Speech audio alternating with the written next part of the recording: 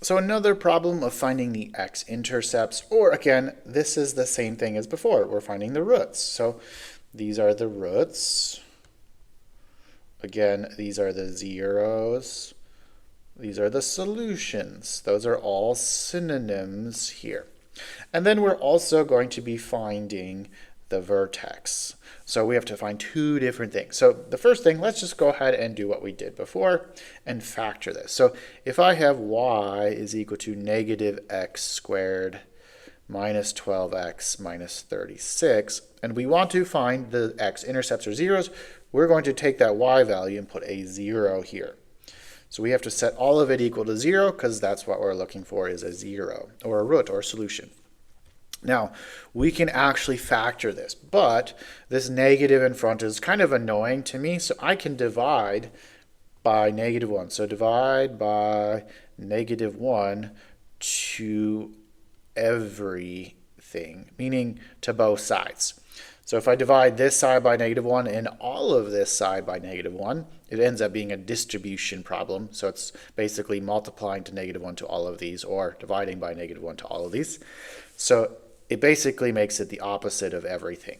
So when we rewrite this, we have 0 is equal to x squared plus 12x and then plus 36. That just makes it cleaner in my eyes. So then we have 0 is equal to, and we can factor it like we did before. What are the factors of 36? What multiplies to be 36 that adds to 12? Well, to me, 6 times 6 is 36, and 6 plus 6 is, in fact, 12. So we're going to have x, and x is x squared, and then we just put the plus 6 plus 6.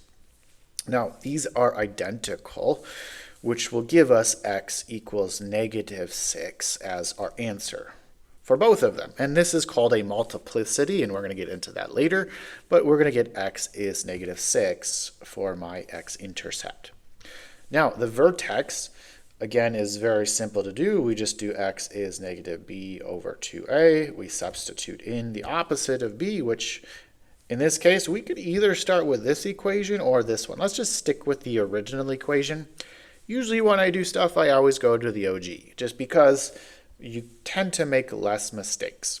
So with the opposite of negative 12 here, so we do negative 12 over 2 times a, which a was negative 1, which will give us a value of 12 divided by negative 2, or in this case, negative 6.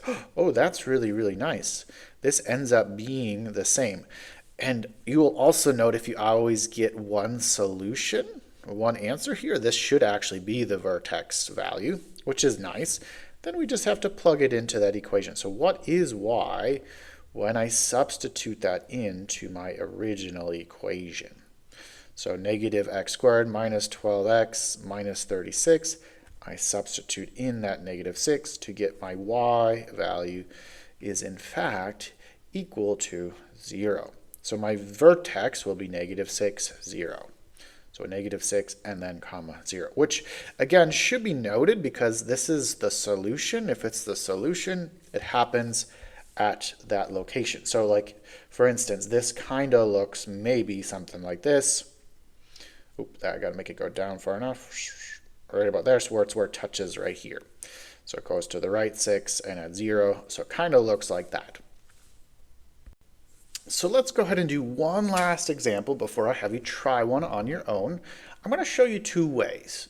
My favorite way is the quadratic formula, but this one is also factorable. You could do it in a couple ways. I'll show you another way. So before we do this, look at that this isn't in that kind of standard form. So we have to rewrite this. So rewrite this, and we're going to put the 3 on the other side. So whatever it is, we have to have everything set equal to 0. Again, we want it equal to 0, so in this case we'll have 4y squared plus 13y, and then we add 3 to both sides to get this all equal to 0.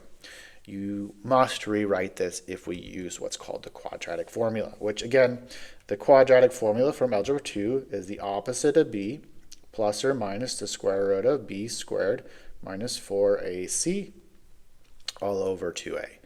Now, we are actually going to derive this in our next section. And I'll show you where that comes from if you didn't learn in Algebra 2. Hopefully you learned that, but if not, well, we'll talk about that. Where does that actually come from and how can we use that? Hint, completing the square. So what we're going to do is we're going to substitute those values in. So in this case, the b value is this positive 13 for both of those. We have our a value for this, which is at positive 4, and our c value, which is a positive 3. Plug that all in. And then we're essentially done after you simplify. So x is the opposite of b, which is negative 13. Or b is positive 13, but it would be the opposite of 13. Then the square root of, plus or minus the square root of 13 squared, minus 4 times a, which is 4, times c, which is 3. And that is all divided by 2 times a, which in this case is 4. Now if I do that, x is equal to negative 13 plus and minus the square root of something, which ends up turning out to be 11 here. So we should get 11 because it should be the square root of 121, which turns out to be 11.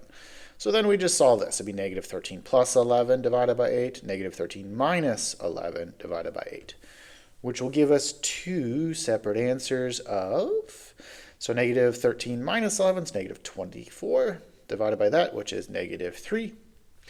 And then we add 11, so this would be negative 13 plus 11 gives us negative 2 over 8. Negative 2/8 is negative 1 over 4. So those are my two answers. I would just suggest doing that, but this can be factored. So you can guess and check this. So there's a way to do it where you kind of do a guess and check method. And I'm like, well, what are the factors of 4? So it'd be like 2 and 2 and 1 and 4. So I could do 2y, 2y, or 1y and 4y and figure that out. And then we can do the factors of 3. So in this case, we can kind of guess and check that the factors of 3 are 1 and 3. And then what we can do is be like, well, maybe I'm going to guess this is y and this is 4y, and see if you can distribute this out in your head and it actually works, which in this case, this is not the solution. It actually is flipped around. So if you do, you'd actually have to erase that and then check out that this ends up being y plus 3 and then plus 1. So you could solve it that way. If you notice that negative 3 makes this 0 and put this in here makes this 0. Hence why I knew this worked without distributing, but you would distribute it out in your head or in paper to guess and check. So this is a guessing kind of method. But there is another method which we call a diamond method, or I call a diamond method. It's basically we're going to take the factors of a times c that add to b. So if I look at a times c is a and c, which is 12. And then the b value is 13. So what are the factors of 12 that add up to 13? Well, what multiplies to 12? Well, 1 and 12 is 12, and that actually adds up to 13. So the factors of 12 that add up to that. And then what we can do is we can actually break this apart. So let me give myself some room here, and I'm going to show you this kind of fun method. I'm going to move this all the way up here and rewrite that equation. And let's keep that diamond on screen. So to do this, original equation 4y squared, we have plus 13y plus 3 is 0. What we're going to do is split this apart into plus 1y and plus 12y.